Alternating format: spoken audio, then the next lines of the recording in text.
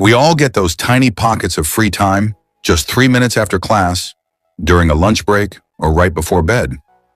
What if you use those minutes to do something small, yet powerful? In today's video, we'll uncover how most of us unknowingly spend hours each week scrolling social media, watching endless reels, or just passing time. But what if you made a tiny shift? These small actions, done daily, can grow your skills, boost your confidence, and build a habit of making every minute count. So let's not waste another second. Let's jump right into today's topic.